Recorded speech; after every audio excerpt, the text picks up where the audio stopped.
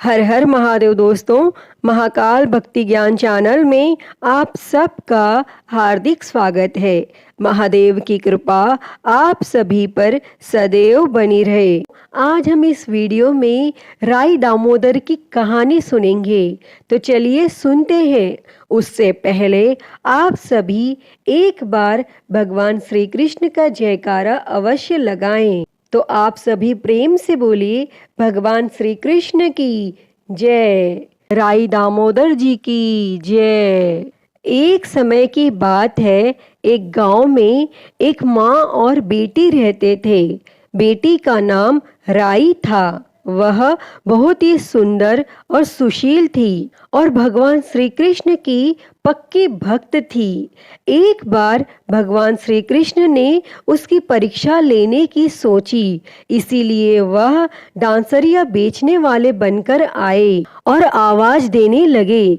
तब राई अपनी माँ से बोली, मुझे भी डांसरिया चाहिए। माँ बोली, मैं पैसे कहाँ से लाऊं?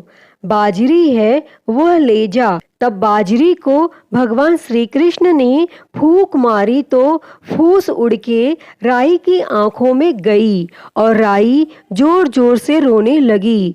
तब भगवान वहां से अंतर ध्यान हो गए और वैद्य का रूप धारण कर वहां आ गए और आवाज देने लगे। तब राई की माँ बाहर आई और बोली, वैद्य जी, मेरी बेटी की आंख में फूस गिर गया है, उसे निकाल दो। और भगवान बोले, अगर मैं फूस निकालूं तो उसका विवाह मेरे साथ करना पड़ेगा। और राई की माँ तैयार हो गई और दोनों की सगाई कर दी और कार्तिक शुक्ल 11 के दिन विवाह निश्चित किया। तब माँ सोचने लगी, बेटी को क्या दूंगी। सोने की दुकान पर जाकर बोली, मेरी राई के लिए लौंग और बिछिया घर दे। सोनार बोला, मुझे समय नहीं है, मैं तो कृष्ण भगवान के गहने घड़ रहा हूँ। हलवाई और बनिया के यहाँ भी गई तो उसको यही जवाब मिला। तब राई की माँ सोचने लगी, अब क्या करूं, और यह सोचते हुए अपने घर को आ गई। और वह घर आई तो झोपड़ी महल में बदल गई थी। उसको आनंद हो गया। ठाठ से विवाह की तैयारियां होने लगी और भगवान श्री कृष्ण बारात लाए। तब माँ ने खूब ठाठ से राई का विवाह भगवान कृष्ण के साथ कर दिया और भगवान श्री कृष्ण राई को लेके द्वारिका गए तो राई के महल में ही रहने लगे और दूसरी रानियां इससे चिढ़ने लगी। फिर सावन का महीना आया।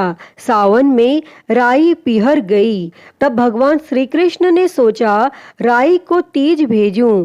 7 जरी के भेस और 5 सोने के पचेटे रखे। 2 हंसों को बुलाया और उन्हें बोले, सीधे राई के पिहर जाना, कहीं मत रुकना। और जब राधा रुक्मणी को यह पता चला तो उन्होंने उन हंसों को अपने महल में बुला के कहा, थोड़े मोती चुग लो। और तब हंस आ गए और मोती चुगने लगे और राधा रुक्मणी ने सारा सामान निकाल उसमें फटे पुराने कपड़े और 5 कांटे बांध दिए और पोटली हंसों को दे दी। और हंस सामान लेके राई के पास गए और राई खुशी से नाचने लगी।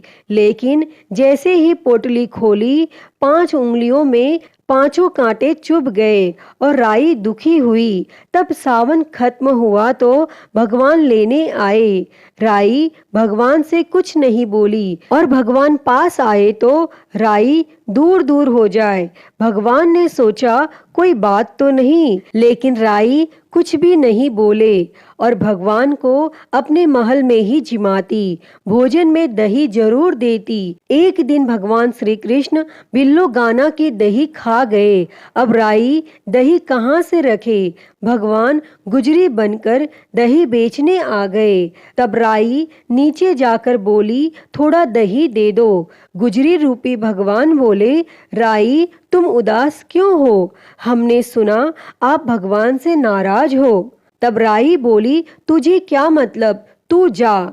तो गुजरी रूपी भगवान बोले, हम सहेली जैसी हैं तो मन की बात कहो, मैं किसी से नहीं कहूँगी। तब राई ने सारी बात कही और सुनते ही भगवान को अचंभा हुआ और वे असली रूप में आ गए और बोले, यह कैसे हुआ? मैंने तो जरी के बेस और सोने के पचेटे भेजे थे। फिर भगवान श्री कृष्ण ने हंसों को बुलाकर पूछा, तुम कहीं रुके तो नहीं? तब हंस बोले, राधा रुक्मणी के महल में रुके थे और कहीं नहीं रुके। फिर भगवान श्री कृष्ण ने राधा रुक्मणी को बुलाया और पूछा, आपने ऐसा क्यों किया? और वह बोली, आप हमारे महल नहीं पधारे, इसीलिए हमने ऐसा किया। भगवान बोले, आप हमको प्रेम से बुलाते तो हम जरूर आते।